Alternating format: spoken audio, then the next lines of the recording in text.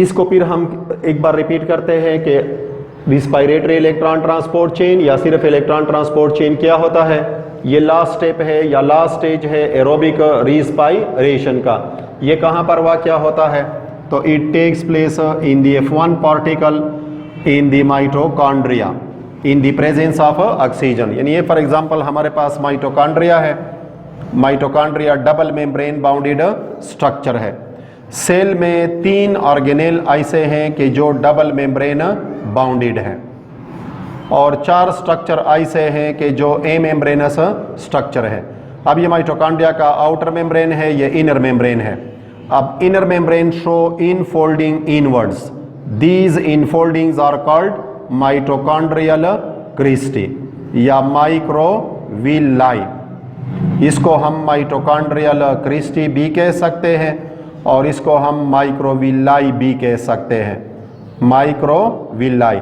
अब ये inner side पर नॉब लाइक स्ट्रक्चर बनाती है और इन नॉब लाइक स्ट्रक्चर को हम कहेंगे F1 पार्टिकल या एलिमेंट्री पार्टिकल। तो ये यहाँ पर वाक़या होता है इलेक्ट्रॉन ट्रांसपोर्ट चेन। ये माइटोकॉन्ड्रियल मैट्रिक्स है, यहाँ पर होता है क्रेब्स साइकिल और यहाँ पर जो नॉब लाइक स्ट्रक्चर होते हैं ये नॉब लाइक स्ट्रक्चर है, इसको हम कहेंगे F1 पार्टिकल। यहाँ पर होता है रिस्पायरेटरी इलेक्ट्रॉन ट्रांसपोर्ट चेन और यहाँ पर चूंकि ऑक्सीजन मौजूद है, अवेलेबल है, तो ये सिर्फ एरोबिक रिस्पायरेशन में होता है। The electron release from NADH2 और FADH2। अब यहाँ पर हम लेते हैं NADH2। ये NADH2 ये 2 इलेक्ट्रॉन में NAD+ में और फिर 2 हाइड्रोजन आयन में ये टूट जाएगा। यानी केमिकल प्रोसेस क्या होता है। अब जो 2 इलेक्ट्रॉन इनसे निकले तो ये गेन कर दिए कोएंजाइम कीओ ने, या इसको हम रूबिक्यूनोन भी कह सकते हैं। जब ये इलेक्ट्रॉन को गेन करेगा तो इस अमल को हम कहेंगे रिडक्शन, जब लॉस करेगा तो इस अमल को हम कहेंगे ऑक्सीडेशन। इस दौरान ADP के साथ एक और फॉस्फेट मिल जाएगा और वो ATP बनेगा एनर्जी। तो इस एनर्जी को हम कहेंगे, इस ATP फॉर्मेशन को हम कहेंगे ऑक्सीडेटिव फास्फोराइलेशन, क्योंकि ये इन द प्रेजेंस ऑफ ऑक्सीजन होती है। फिर ये 2 इलेक्ट्रॉन कोएंजाइम कीओ से चले जाएंगे साइटोक्रोम B को, फिर साइटोक्रोम C को, फिर साइटोक्रोम A को और फिर साइटोक्रोम A3 को। इसको हम साइटोक्रोम ऑक्सीडेज भी कह सकते हैं, साइटोक्रोम ऑक्सीडेज। और ये वो कॉमन साइटोक्रोम है जो कि दोनों में वाक़या होता है, यानी दोनों में मौजूद होता है, फोटोसिंथेसिस में भी और रिस्पायरेशन में भी। वो साइटोक्रोम कौन है, तो फिर हम लिखेंगे साइटोक्रोम B।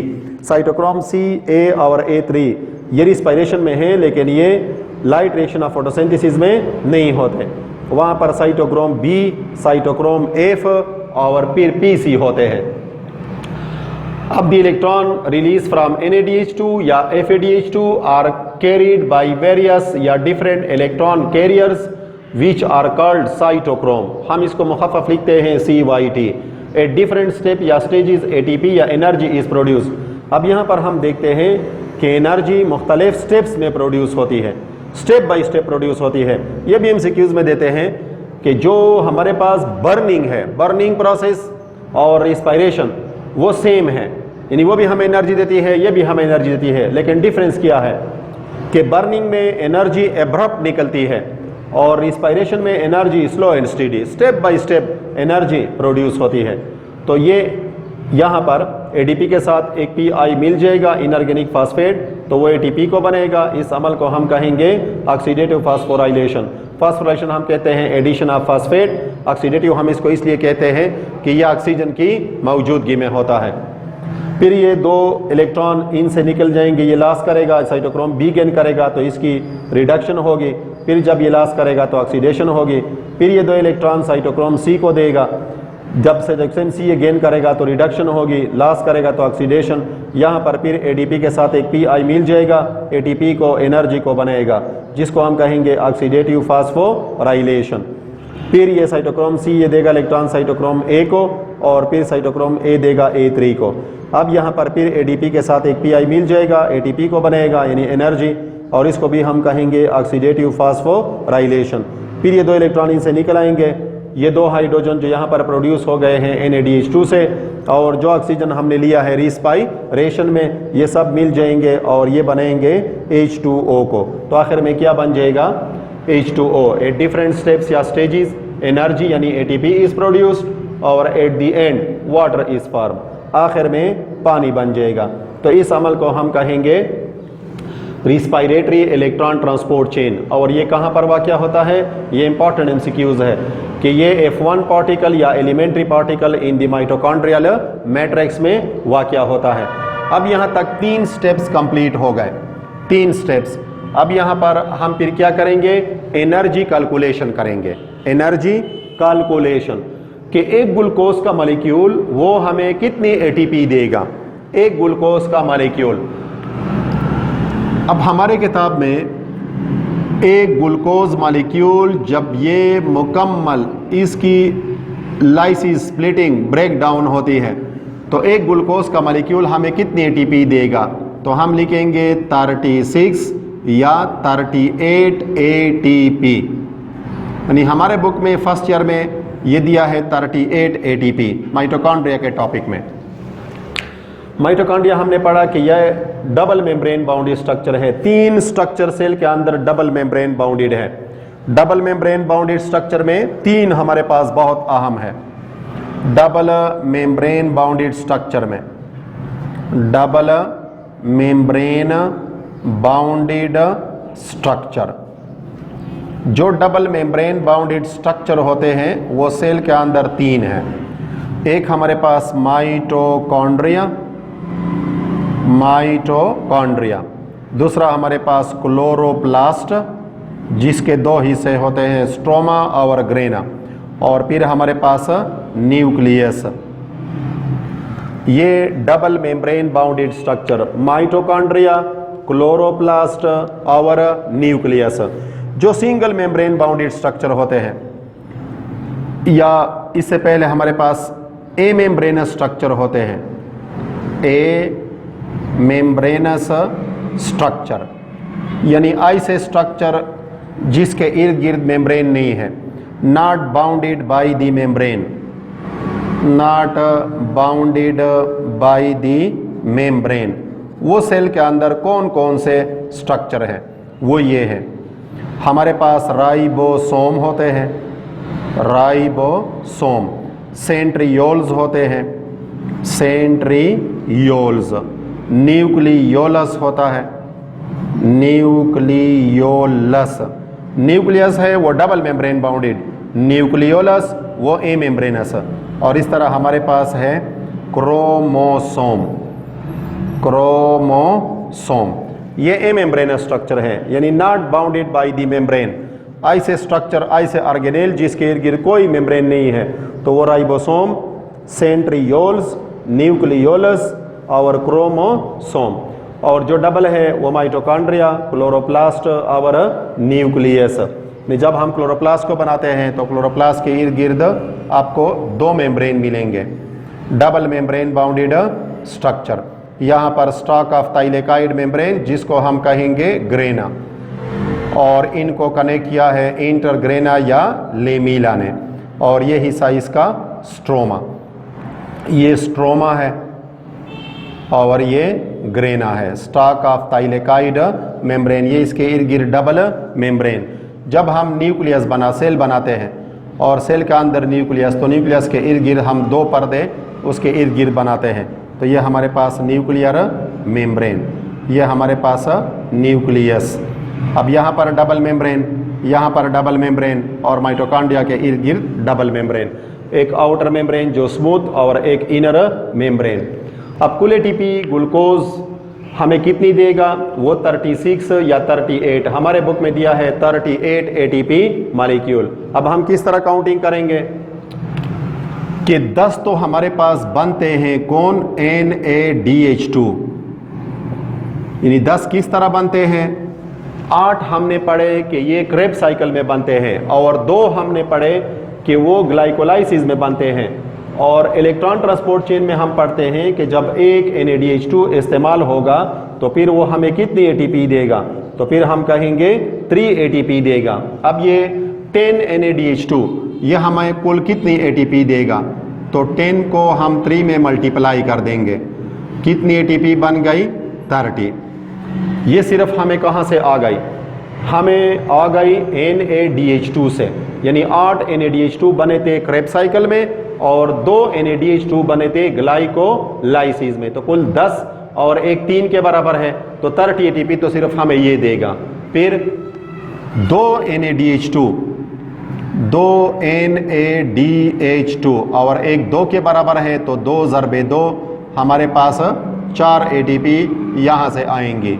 फिर हमारे पास 2 एटीपी 2 ATP वो कहाँ से बने हैं?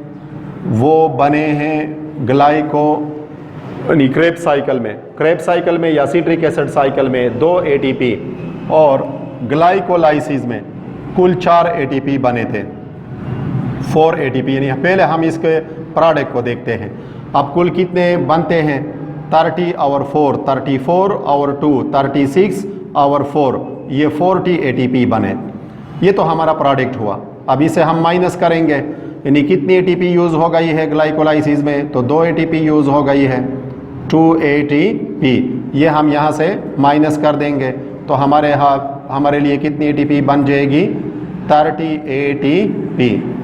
अब बाज़ बुक्स में हमें देते हैं कि एक ग्लूकोज का मॉलिक्यूल वो हमें कितनी एटीपी देगा? तो हम कहते हैं 38 एटीपी, लेकिन बाज़ किताबों में है 36 एटीपी। वो ये कहते हैं कि जब एसिटाइल कोएंजाइम A माइटोकॉन्ड्रिया के अंदर दाखिल होता है तो वहाँ पर भी 2 एटीपी यूज्ड होती है, तो वो ये कहते हैं कि यहाँ पर 36 बनती है। लेकिन हमारे बुक में फर्स्ट ईयर में जो हमारा पहला चैप्टर है और वहाँ पर माइटोकॉन्ड्रिया है, तो माइटोकॉन्ड्रिया में जो हमारे पास छोटा सा टिडबिट दिया है वहाँ पर आप देख लें, तो वहाँ पर आपको मिलेगा कि ग्लूकोज की जब मुकम्मल ऑक्सीडेशन होती है तो फिर यह हमें क्या देगा? ये हमें 38 एटीपी मॉलिक्यूल देगा। तो यहाँ तक हमारे पास रिस्पायरेशन का जो इब्तिदा में हम डिफिनीशन पढ़ चुके हैं कि ये वो अमल है जिसमें ग्लूकोज की ऑक्सीडेशन होती है और हमें क्या हासिल होती है? एनर्जी, एटीपी हासिल होती है। तो बुनियादी मकसद रिस्पायरेशन का ये है। और जब हम रिस्पायरेशन को डिफ़ाइन करते हैं तो डिफिनीशन भी इस तरह करते हैं कि ये फिजियोलॉजिकल प्रोसेस है। फिजियोलॉजिकल का मतलब कि ये सिर्फ लिविंग ऑर्गेनिज्म में वाक़या होता है, यानी लिविंग सेल में ये वाक़या होता है। और जब इसमें ग्लूकोज की स्प्लिटिंग होती है तो हमें एटीपी हासिल होगी। यानी मेन प्रोडक्ट हमारा क्या है? एटीपी, जिसको हम कहेंगे universal energy currency of the biological world, या इसको हम कहेंगे कि हाई एनर्जी फास्फेट कंपाउंड है। ये वो एटीपी है जो हमारे बॉडी में डिफरेंट फंक्शन को परफॉर्म करने के लिए इस्तेमाल होती है। मिसाल के तौर पर हमारे मसल कंट्रैक्ट और रिलैक्स होते हैं, हम इनहेलेशन का प्रोसेस करते हैं, हार्ट बीटिंग होती है वगैरह, तो इसमें ये एटीपी जो है यूज़ होती है। ये यूनिवर्सल एनर्जी करेंसी है बायोलॉजिकल वर्ल्ड की। अब यहाँ तक हमारे पास जो हमने डिफिनीशन में पढ़ा था कि ये वो अमल है जिसमें ग्लूकोज C6H12O6 उसकी ऑक्सीडेशन होती है एंजाइम की मदद से, और ये कन्वर्ट होता है CO2 में, H2O में और ATP में। यानी मेन हमारे पास ये ATP है, एनर्जी। ये सारा प्रोसेस ये इसके लिए होता है। तमिश पढ़ते कि ना टोल गजल चिदा दे दे पर चमिश तथाई जोड़ाशी एनर्जी ATP, यानी ये ATP फिर बॉडी यूज़ करेगी डिफरेंट एक्टिविटीज़ को परफॉर्म करने के लिए। कार्बन डाइऑक्साइड आपने देखा कि कहाँ पर प्रोड्यूस होता है? क्रेब्स साइकिल में। H2O आपने यहाँ पर देखा कि ये इस साइकिल के एंड में प्रोड्यूस होता है। और ATP आप देखते हैं कि डिफरेंट स्टेप पर, ग्लाइकोलाइसिस में भी उस ATP फॉर्मेशन को हम कहेंगे सबस्ट्रेट लिंक या substrate level phosphorylation. Krebs cycle में भी आपने पढ़ा सबस्ट्रेट लिंक फास्फोराइलेशन। और यहाँ पर जो रिस्पायरेटरी इलेक्ट्रॉन ट्रांसपोर्ट चेन है इसको हम कहेंगे ऑक्सीडेटिव फास्फोराइलेशन। तो ये 3 अहम टॉपिक हमारे हो गए। और इसे अक्सर जो है बोर्ड के पेपर में लॉन्ग क्वेश्चन में देते हैं। अगर हमें ये आते हैं, ग्लाइकोलाइसिस आता है, क्रेब्स साइकिल आता है, रिस्पायरेटरी इलेक्ट्रॉन ट्रांसपोर्ट चेन यानी हम समझ चुके हैं, तो इसमें से जो भी MCQs हम दे दें यानी पेपर में हमें दे दें तो हम उसका जवाब दे सकते हैं। शर्त यह है कि ये हमें आए।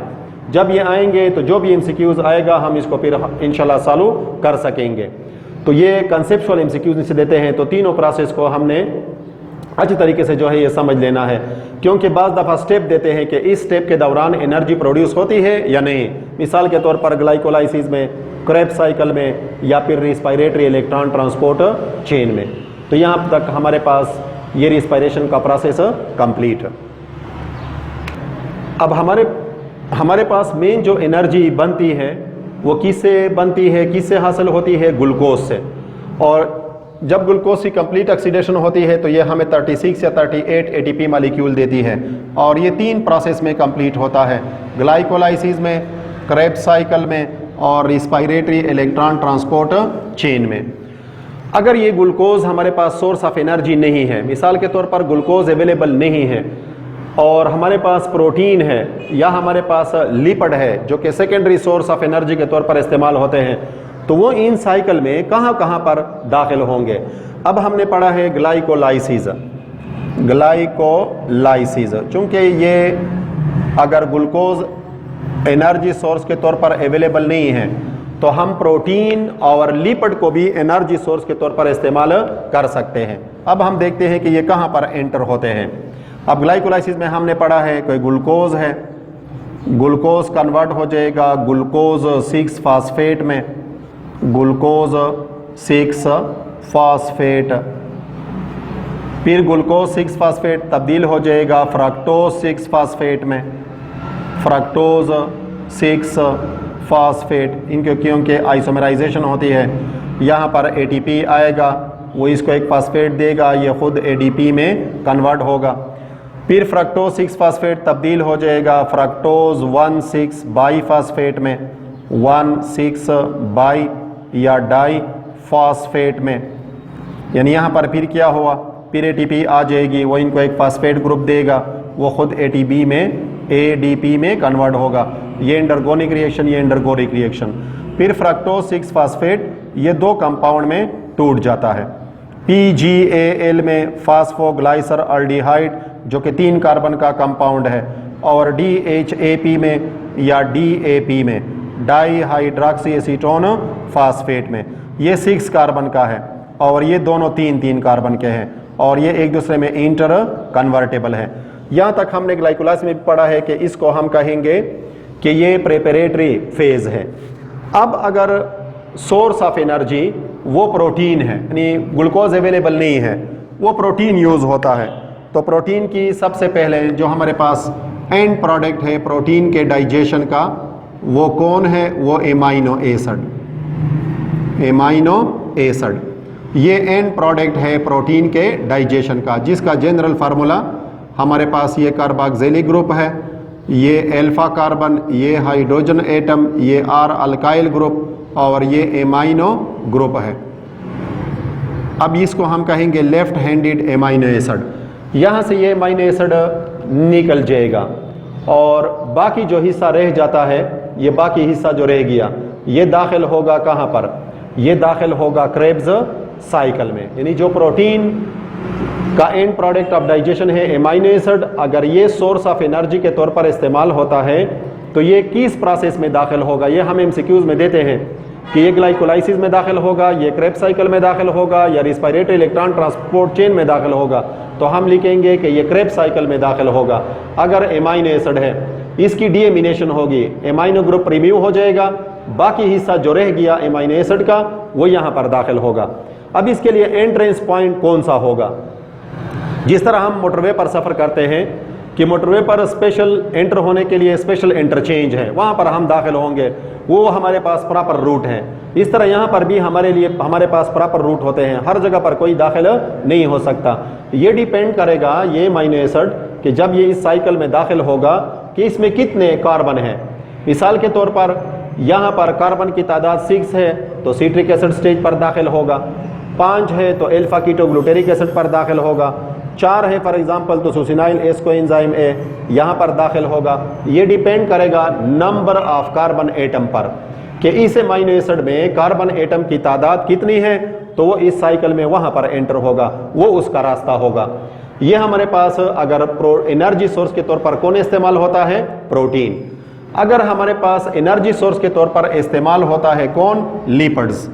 यानी ट्राइग्लाइसराइड। लिपिड्स इस्तेमाल होते हैं, ग्लूकोज अवेलेबल नहीं है, ट्राइग्लाइसराइड है, ट्राइग्लाइसराइड है, क्योंकि ये हमें ट्वाइस एनर्जी देती है, ट्राइग्लाइसराइड। अब इसमें अगर हमारे पास फॉर एग्जांपल ओलिक एसिड है या लाइनोलिक एसिड है, ओलिक एसिड या लाइनोलिक एसिड है, ओलिक एसिड या लाइनोलिक एसिड जिसमें कार्बन की तादाद 18 होती है, एक हमारे पास पाल्मिटिक एसिड है जिसमें कार्बन की तादाद 16 होती है। अब ये कहाँ पर दाखिल होगा, ये कहाँ पर दाखिल होगा? अगर ये हमारे पास फैटी एसिड है, ये दोनों केस में किसकी हो गई? फैटी एसिड की, फैटी एसिड।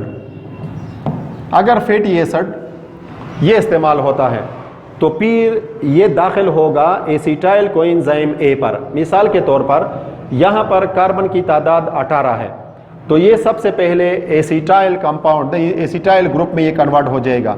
तो जब यहाँ पर 18 है और एसिटाइल में कितने कार्बन होते हैं? 2, तो कितने हमारे पास यहाँ पर बन जाएंगे? 9 एसिटाइल ग्रुप बन जाएंगे। 9 क्योंकि हर एक में 2 कार्बन है, तो कितने कार्बन हो जाएंगे? 18। तो 9 एसिटाइल ग्रुप में ये, इसके लिए एंट्रेंस पॉइंट कहाँ पर होगा?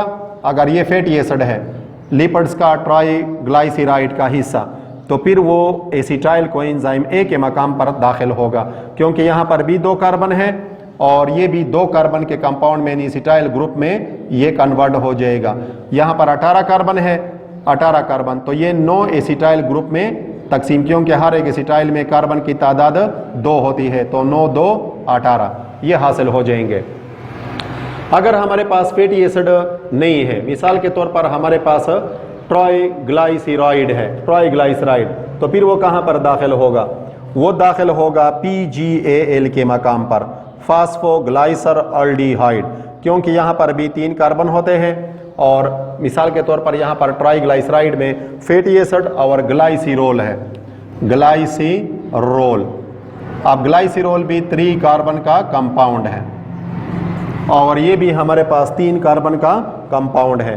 तो ग्लाइसिरोल वो ग्लाइकोलिटिक पाथवे में दाखिल होगा PgAl के मकाम पर, यहाँ पर 3 कार्बन और यहाँ पर 3 कार्बन।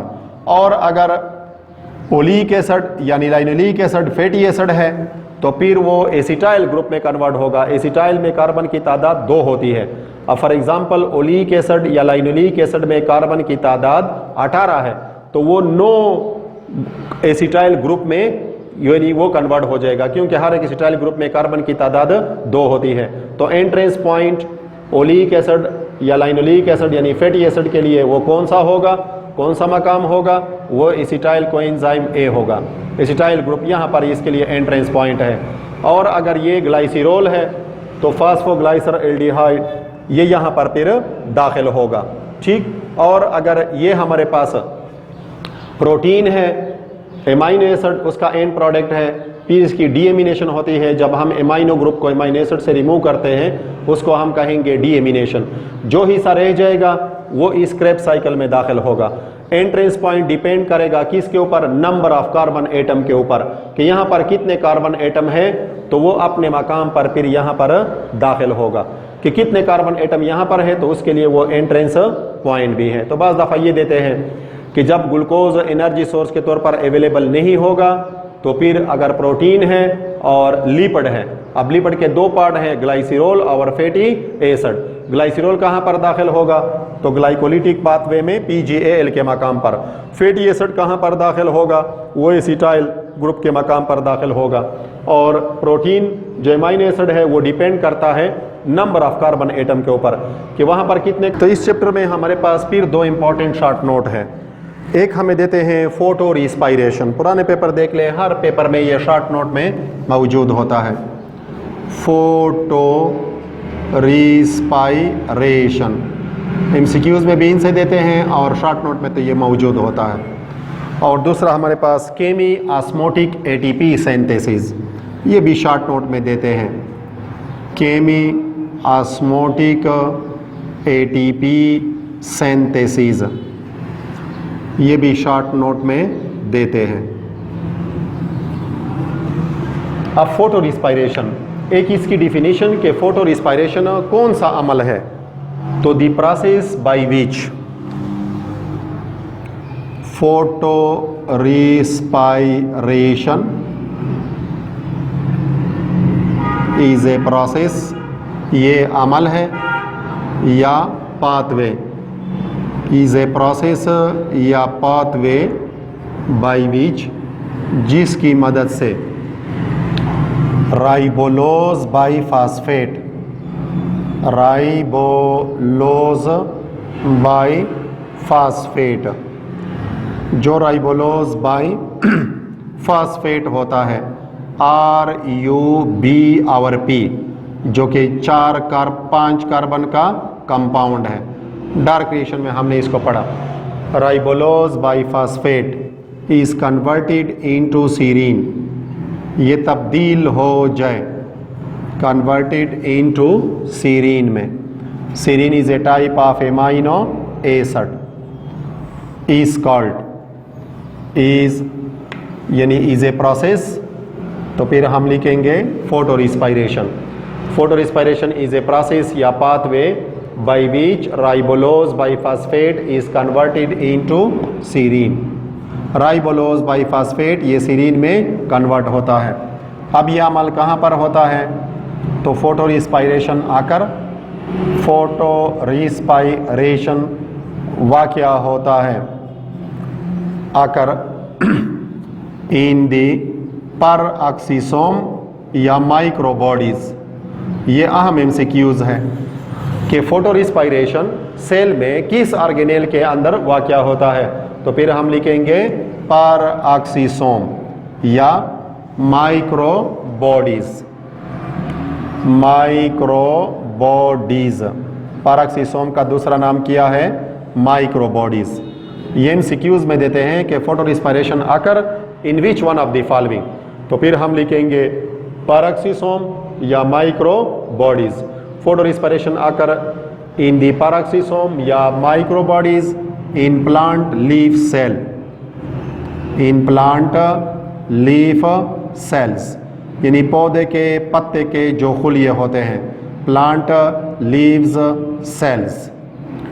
ये प्लांट लीफ सेल में माइक्रोबॉडीज के अंदर या पर ऑक्सीसोम के अंदर ये अमल वाक़या होता है फोटो रिस्पायरेशन का। यानी व्हेन ऑक्सीजन इज एबंडेंट, जब ऑक्सीजन क्या हो, एबंडेंट हो। व्हेन ऑक्सीजन इज एबंडेंट, जब ऑक्सीजन एबंडेंट हो, ज़्यादा मिकदार में हो। जब ऑक्सीजन ज़्यादा हो, और ये अमल कब वाक़या होता है, दिस प्रोसेस आकर in the day time. Photo respiration आकर ये वाक़या होता है ड्यूरिंग द डे टाइम, जब दिन का वक्त हो, ड्यूरिंग द डे टाइम, दिन का वक्त। इस तरह से इसको हम कहेंगे photo. Photo means light, sunlight. जब डे टाइम हो, यानी डे टाइम क्या होती है, सनलाइट होती है, सूरज की रोशनी। तो photorespiration occur during the day time. अब फोटो रिस्पायरेशन में इसको हम रिस्पायरेशन क्यों कहते हैं, in photorespiration, in photorespiration oxygen is used and carbon dioxide is produced. यहाँ पर ऑक्सीजन यूज्ड होता है और कार्बन डाइऑक्साइड रिलीज होता है या प्रोड्यूस होता है, इज रिलीज्ड। यानी यहाँ पर कार्बन डाइऑक्साइड निकलता है और ऑक्सीजन यहाँ पर यूज्ड होता है। जिस तरह हम फोटोसिंथेसिस रिस्पायरेशन में पढ़ते हैं कि वहाँ पर ऑक्सीजन यूज होता है और कार्बन डाइऑक्साइड प्रोड्यूस होता है। तो in photorespiration oxygen is used and carbon dioxide is released या प्रोड्यूस्ड, रिलीज या प्रोड्यूस्ड। अब ये केमिकल प्रोसेस है, ये कहाँ पर वाक़या होता है, ये माइक्रोबॉडीज़ या पैराक्सीसोम के अंदर वाक़या होता है प्लांट लीफ सेल में, जब ऑक्सीजन एबंडेंट हो और ड्यूरिंग दी डे टाइम, जब दिन का वक्त हो।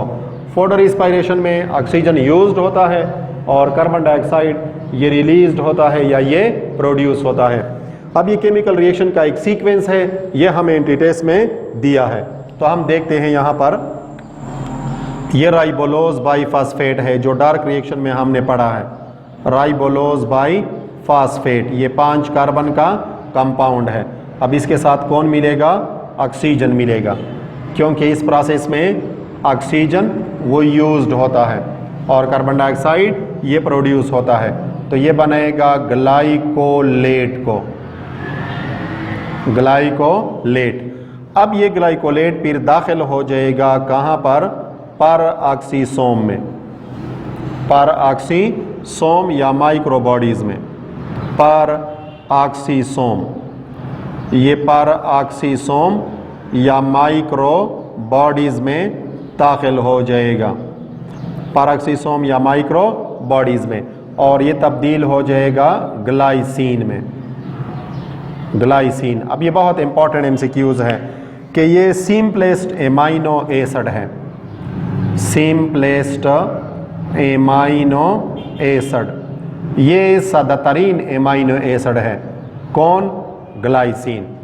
जो हमारे पास एमाइनो एसिड का जनरल फार्मूला है, ये कार्बोक्सिलिक ग्रुप है, कार्बोक्सिलिक ग्रुप। ये एल्फा कार्बन, ये हाइड्रोजन एटम, ये आर अल्काइल ग्रुप और ये एमाइनो ग्रुप NH2। अब अगर आर ग्रुप को रिप्लेस कर दे कौन? हाइड्रोजन एटम, यानी ये किसकी जगह पर आ जाए? ये आर की जगह पर आ जाए। अब इस एमाइनो एसिड को हम क्या कहेंगे कि ये ग्लाइसिन है। Which one of the following is a simplest amino acid? Entry test में दिया है, तो फिर हम लिखेंगे ग्लाइसिन। और which one of the following is a complex amino acid? तो फिर हम लिखेंगे ट्रिप्टोफेन। ट्रिप्टोफेन ये कॉम्प्लेक्स और ग्लाइसिन ये सिंपलेस्ट। और ये भी एंट्री टेस्ट में दिए हैं कि वो एमाइनो एसिड जिसमें सल्फर मौजूद होता है, तो हमारे पास 2 है, एक सिस्टीन और दूसरा मीथायोनिन, सिस्टीन और मीथायोनिन। और हमारी बॉडी ह्यूमन बीइंग किस एमाइनो एसिड को इस्तेमाल करेगा? तो हम लिखेंगे लेफ्ट हैंडेड एमाइनो एसिड को। यानी लेफ्ट हैंडेड एमाइनो एसिड का मतलब कि एमाइनो ग्रुप वो लेफ्ट साइड पर है। और राइट हैंडेड एमाइनो एसिड को कौन यूज कर सकता है? तो हम लिखेंगे बैक्टीरिया, यानी वो सेल वॉल के बनाने में राइट हैंडेड एमाइनो एसिड को, और ह्यूमन बीइंग वो राइट हैंडेड एमाइनो एसिड को। अब ये ग्लाइसिन बना, ग्लाइसिन हमारे पास सिंपलेस्ट एमाइनो एसिड है। अब ये ग्लाइसिन एंटर हो जाता है माइटोकॉन्ड्रिया में, ये ग्लाइसिन ये फिर दाखिल हो जाएगा कहाँ पर? माइटोकॉन्ड्रिया में, माइटोकॉन्ड्रिया। और यहाँ पर फिर ये तब्दील हो जाएगा सीरीन में और प्लस कार्बन डाइऑक्साइड में। अब यहाँ पर हम देखते हैं कि ये ऑक्सीजन ये यूज्ड हुआ और ये कार्बन डाइऑक्साइड प्रोड्यूस हुआ। इस प्रोसेस को हम कहेंगे रिस्पायरेशन। फोटो हम इसको इसलिए कहते हैं कि ये डे टाइम होता है, यानी जब सन लाइट होती है और ऑक्सीजन एबंडेंट हो, वाफिर मिकदार में हो, काफ़ी तादाद में हो। अब ये ग्लाइसिन है, तो इस प्रोसेस में राइबोलोज बाइफॉस्फेट, ये राइबोलोज बाइफॉस्फेट है, ये कन्वर्ट हुआ सीरीन में, इनसे सीरीन बना, तो ये सीरीन में कन्वर्ट हुआ। इस अमल को हम क्या कहेंगे कि ये फोटो रिस्पायरेशन है। अब इसका पौधे के लिए क्या फ़ायदा और क्या नुकसान है? पौधे के लिए इसका क्या फ़ायदा और क्या नुकसान है? तो इसका क्या कॉन्सिक्वेंस है?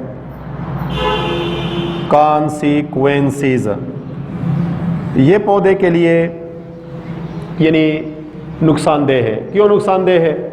इसलिए कि ये डार्क रिएक्शन को या हम कह सकते हैं फिक्सेशन ऑफ कार्बन डाइऑक्साइड को, ये डार्क रिएक्शन या फिक्सेशन ऑफ कार्बन डाइऑक्साइड को डिक्रीज करता है, फिक्सेशन ऑफ CO2 या डार्क रिएक्शन को, क्योंकि वहाँ पर क्या बनता है? ग्लूकोज। तो डार्क रिएक्शन या फिक्सेशन ऑफ CO2 को डिक्रीज करता है या रिड्यूस करता है 25%। यानी इससे फिर क्या होगी? जब 25% ये कम हो जाएगा, डार्क रिएक्शन या फिक्सेशन ऑफ कार्बन डाइऑक्साइड यानी ग्लूकोज का बनना, तो प्लांट की ग्रोथ रिटार्ड हो जाएगी। रिटार्ड ये सुस्त कर देगा प्लांट ग्रोथ। ये प्लांट के ग्रोथ को रिटार्ड करेगा, डिक्रीज करेगा, स्लो करेगा, क्योंकि राइबोलोज बाइफॉस्फेट यहाँ पर गलत रास्ते पर चला जाता है। और यहाँ पर जो एंजाइम इस्तेमाल होती है रोबिस्को एंजाइम, वो ऑक्सीजनेस का काम करती है। ये डार्क रिएक्शन में हमने पढ़ा था, रोबिस्को एंजाइम ये यहाँ पर रोल अदा करती है ऑक्सीजनेस का, क्योंकि कौन एबंडेंट है? ऑक्सीजन एबंडेंट है। ये हम पहले ही पढ़ चुके हैं कि ये रोबिस्को एंजाइम ये मुनाफिक का काम करता है। द मुनाफिक चारकाई, मुनाफिक यानी जब ऑक्सीजन ज़्यादा हो तो फिर ये ऑक्सीजनेस का काम करता है रोबिस्को एंजाइम, और जब कार्बन डाइऑक्साइड ज़्यादा हो तो वो कार्बोक्सिलेज एंजाइम का काम करता है। कार्बोक्सिलेज का ये डार्क रिएक्शन में और ऑक्सीजनेस का ये फोटो रिस्पायरेशन में ये काम अंजाम देता है। तो यहाँ पर रोबिस्को एंजाइम का रोल किसका है? तो फोटो रिस्पायरेशन से हमें कौन कौन से एमसीक्यूज दे सकते हैं? एक ये कि the process by which ribulose biphosphate is converted into serine is called, तो फिर हम लिखेंगे फोटो रिस्पायरेशन। दूसरा कि फोटो रिस्पायरेशन प्लांट में कहाँ पर वाक़या होता है? तो हम लिखेंगे पर ऑक्सीसोम या माइक्रो बॉडीज में, प्लांट के लीफ सेल में जब ऑक्सीजन एबंडेंट हो और डे टाइम हो, दिन का वक्त हो। फोटो रिस्पायरेशन में कौन यूज्ड होता है, कौन प्रोड्यूस होता है? तो हम लिखेंगे oxygen is used and carbon dioxide is produced. In details में ये सीक्वेंस दिया है, ये सीक्वेंस है, ये जो केमिकल रिएक्शन है इसका सीक्वेंस दिया है कि विच one of the following is A correct sequence for photo respiration. अब हम इसका जवाब उस वक्त दे सकते हैं जब हम ये केमिकल रिएक्शन को समझ चुके होते हैं। तो फिर ये हम लिख सकते हैं राइबोलोज बाइफॉस्फेट और ऑक्सीजन, फिर ग्लाइकोलेट, फिर ग्लाइसिन और फिर सीरीन प्लस CO2, ये सही सीक्वेंस है। बाकी जो है वो हमें मुख्तलिफ सीक्वेंस में इसको जो है तरतीब इसकी तब्दील कर देते हैं। मिसाल के तौर पर पहले ग्लाइसिन देते हैं, फिर सीरीन, फिर फॉर एग्जांपल राइबोलोज बाइफॉस्फेट, फिर ग्लाइकोलेट। तो ये सीक्वेंस हम याद रखेंगे कि ये इस सीक्वेंस में ये अमल वाक़या होता है। और इसका प्लांट के ऊपर असर किया है कि डार्क रिएक्शन या फिक्सेशन ऑफ कार्बन डाइऑक्साइड या ग्लूकोज फॉर्मेशन को 25% डिक्रीज करता है। तो इसकी वजह से प्लांट की ग्रोथ क्या हो जाएगी? रिटार्ड होगी या डिक्रीज हो जाएगी। इसके बाद केमियास्मोटिक एटीपी सिंथेसिस है। इसकी डिफिनीशन ये एमसीक्यूज में देते हैं कि the formation of ATP, the formation या synthesis of ATP from ADP and inorganic phosphate, ADP and PI, इसके साथ हम लिख सकते हैं इनऑर्गेनिक फॉस्फेट, इनऑर्गेनिक फॉस्फेट। यानी ATP बनती है किससे? The formation या synthesis of ATP from ADP and PI inorganic phosphate by the joint events of, यानी ये दो अमल की वजह से होता है। by the joint मुश्तरका events मरहले events of chemical and osmotic process, यानी यहाँ पर केमिकल प्रोसेस भी होता है, इस प्रोसेस को हम कहेंगे केमी, और ऑस्मोटिक प्रोसेस जिसको हम कहेंगे ऑस्मोसिस, ऑस्मोटिक, केमी और osmotic, by the joint events of chemical and osmotic process in the respiratory electron transport chain, in the respiratory electron transport chain, in the respiratory electron transport chain in the mitochondria, in the mitochondria is called, इसको हम कहेंगे। तो फिर हम क्या लिखेंगे? केमी osmotic ATP synthesis. अब ये वही अमल है जो हमने रिस्पायरेटरी इलेक्ट्रॉन ट्रांसपोर्ट चेन में पढ़ा है। मिसाल के तौर पर ये हमारे पास माइटोकॉन्ड्रिया है जो डबल मेम्ब्रेन बाउंडेड स्ट्रक्चर है। आउटर मेम्ब्रेन इसका स्मूथ है और inner membrane shows infolding inward. These infoldings are called mitochondrial cristae या माइक्रोविलाई। ये आउटर मेम्ब्रेन है जो कि स्मूथ होता है, आउटर मेम्ब्रेन ये स्मूथ है, और ये इनर मेम्ब्रेन है। Inner membrane shows infolding inward. These infoldings are called, इन इनफोल्डिंग को हम कहेंगे ये इनफोल्डिंग, ये इनफोल्डिंग इसको हम कहेंगे माइटोकॉन्ड्रियल क्रिस्टी या माइक्रोविलाई। माइटोकॉन्ड्रियल क्रिस्टी या माइक्रोविलाई, और ये मैट्रिक्स है, इस हिस्से को हम कहेंगे माइटोकॉन्ड्रियल मैट्रिक्स। Mitochondrial matrix. अब यहाँ पर हमने पढ़ा कि F1 पार्टिकल होते हैं या एलिमेंट्री पार्टिकल होते हैं, फंडामेंटल पार्टिकल जो नॉब लाइक स्ट्रक्चर होते हैं, ये F1 पार्टिकल्स हैं।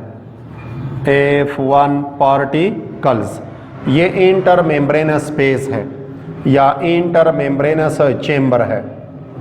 इंटर जो दो मेम्ब्रेन होती है माइटोकॉन्ड्रिया की, इंटर मेम्ब्रेनस स्पेस या चेम्बर, इंटर मेम्ब्रेनस स्पेस या चेम्बर। अब रिस्पायरेटरी इलेक्ट्रॉन ट्रांसपोर्ट चेन हमने पढ़ा कि कहाँ पर होता है, F1 particle in the mitochondrial matrix.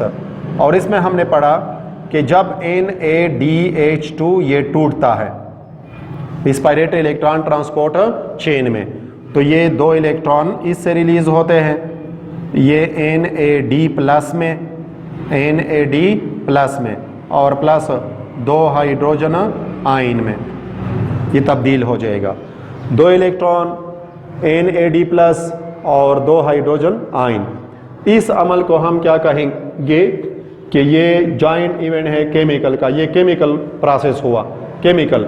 अब यहाँ पर जो हाइड्रोजन आयन है इसकी कंसंट्रेशन ज़्यादा होगी तो फिर ये इंटर मेम्ब्रेनस स्पेस में आ जाएगा। अब हमारे पास डिफिनीशन है ऑस्मोसिस की कि द मूवमेंट ऑफ मॉलिक्यूल और ions from the region of higher concentration toward the region of lower concentration through the semi permeable membrane is called osmosis. अब ये जब इसकी हाइड्रोजन आयन कंसंट्रेशन यहाँ पर ज़्यादा हो जाएगी तो ये मोर कंसंट्रेशन से लेस की तरफ मूवमेंट करेगा। अगर ये मूवमेंट मेम्ब्रेन के थ्रू है तो इसको हम कहेंगे ऑस्मोसिस। फिर जब यहाँ पर ज़्यादा हो जाएगी तो ये अंदर की तरफ मूवमेंट करेगी। अब इस दौरान यहाँ पर हमने पढ़ा है कि ADP के साथ फिर ये दो इलेक्ट्रॉन कबूल करेगा कोएंजाइम कीओ। ये कोएंजाइम कीओ ये इन दो इलेक्ट्रॉन को कबूल करती है।